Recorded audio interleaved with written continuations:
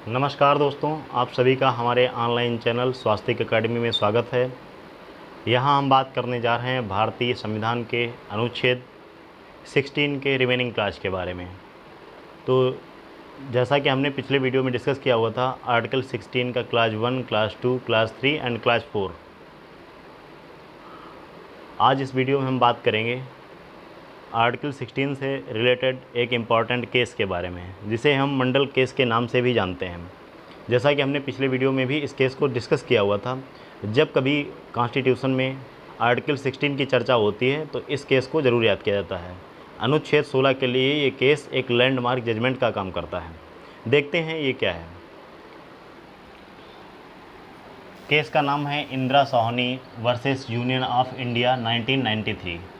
हुआ क्या था, 1979 में प्रधानमंत्री मोरारजी देसाई ने एक कमीशन का गठन किया हुआ था, एक आयोग का गठन किया हुआ था, जिसकी अध्यक्षता वीपी मंडल ने की थी।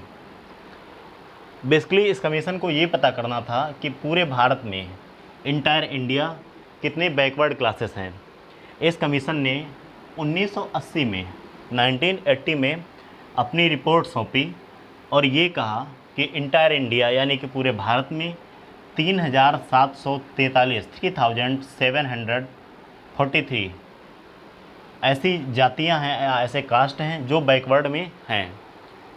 बैकवर्ड का मतलब यहाँ पे सोशली और एजुकेशनली, शैक्षिक,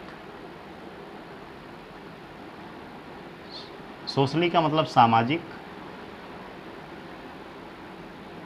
और एजुकेशनली मतलब शैक्षिक रूप से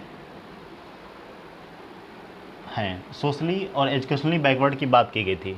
तो टोटल कास्ट कितनी थी? 3743।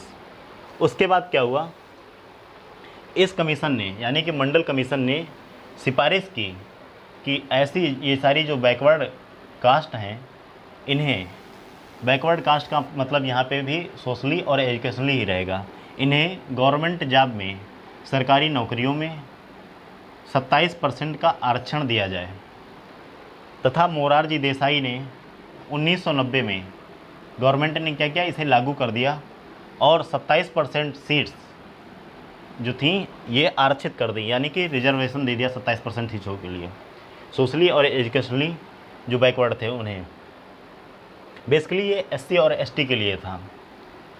इसके बाद क्या हुआ, इंदिरा सोहनी जो केस है, इस केस ने, देखते हैं इस केस में क्या हुआ। तो ये बेसिकली जो केस था, ये इसमें टोटल जो बेंच थी ये 9 जजेस की थी। इसमें 6 जजेस ने, इसके 6 और 3 का रेशियो आया था, 6 जजेस ने का बहुमत था। तो इस केस ने अपनी कुछ गाइडलाइंस इशू की। सबसे पहला कहा गया कि जो सरकार ने, मंडल कमीशन ने जो 27% रिजर्वेशन की बात की है एससी और एसटी के लिए, जो कि सामाजिक और शैक्षणिक रूप से पिछड़े वर्ग में आते हैं, ये बिल्कुल सही है। दूसरा कहा कि रिजर्वेशन जो अपॉइंटमेंट है उसी में लागू होगा, मतलब अगर कोई भी व्यक्ति नौकरी ज्वाइन करता है तो उसी समय उसको रिजर्वेशन मिलेगा, प्रमोशन में नहीं। वो प्रमोट होकर रिजर्वेशन से आगे नहीं जाएगा। ये कहा गया था Indira Sawhney versus Union of India case 1993 में। तो पहला 27% रिजर्वेशन सही है। दूसरा, रिजर्वेशन जो है अपॉइंटमेंट में लागू होगा, प्रमोशन में नहीं। तीसरा ये कहा गया कि जो टोटल आरक्षण है ये 50% से ज़्यादा नहीं होगा, यानी कि 50% की सीलिंग लिमिट लगा दी गई। तथा इसके कुछ अपवाद भी हैं, जैसे दूर दराज के क्षेत्र हैं, मणिपुर, मेघालय वगैरह, वहाँ पे कुछ एक्सेप्शंस भी हैं, क्योंकि वहाँ की जो है भौगोलिक स्थिति ऐसी है जिसके कारण उनका विकास नहीं हो पाया है तथा वे सामाजिक और शैक्षणिक रूप से पिछड़े हैं। उस जगहों के लिए अपवाद की बात की गई है। तो ये कहा गया कि जो इसका रिजर्वेशन जो है 50% से ज़्यादा कुछ जगहों के लिए हो गया। तो तीसरी गाइडलाइंस ये थी। तो ये आपके एग्जामिनेशन पॉइंट ऑफ व्यू से इम्पॉर्टेंट है। इसके बाद क्या किया, गवर्नमेंट ने 1905 में 77 कॉन्स्टिट्यूशनल अमेंडमेंट के थ्रू आर्टिकल 16 के क्लाज 4 में एक सब क्लाज 4A यानी कि एक नया आर्टिकल 4A जोड़ दिया, जिसने ये कहा कि प्रमोशन में भी आरक्षण दिया जाएगा एससी और एसटी को। मतलब जैसा कि इंदिरा सोनी केस में कहा गया था, उसके अगेंस्ट इंदिरा सोनी केस में कहा गया था कि अपॉइंटमेंट में ही आरक्षण लागू होगा, लेकिन गवर्नमेंट ने क्या किया, 77th अमेंडमेंट के थ्रू प्रमोशन में भी एससी और एसटी के आरक्षण की बात की। इसके बाद क्या हुआ, इसके बाद आया 81st कॉन्स्टिट्यूशनल अमेंडमेंट, ये 2000 में, जिसके तहत इसी क्लास 4 में एक उपखंड भी जोड़ दिया गया, यानी कि आर्टिकल 16 क्लास 4 भी। इसके तहत ये कहा गया कि 50% की जो सीलिंग लिमिट थी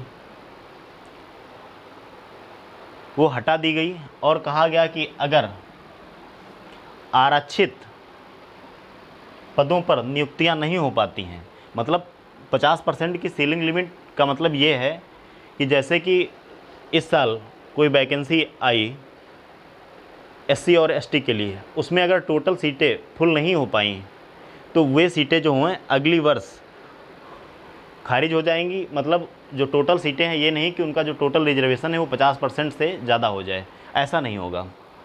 आर्टिकल 16 का जो क्लास 4B है, ये कहता है कि 50% की जो लिमिट है ये हटा दी गई, तथा कहा गया कि अगर किसी कारणवश नियुक्तियां नहीं हो पाती हैं तो इन जो वैकेंसीज हैं, जो बची हुई वैकेंसीज हैं, इन्हें एक अलग वर्ग मान लिया जाएगा। तो ये था हमारा आर्टिकल 16 का क्लास 4B।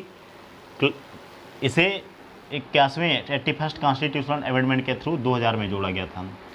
इसके बाद आर्टिकल 16 का जो क्लास 5 है, ये बात करता है धार्मिक संस्थानों में आरक्षण की बात करता है, यानी कि रिजर्वेशन इन रिलीजियस इंस्टीट्यूशंस।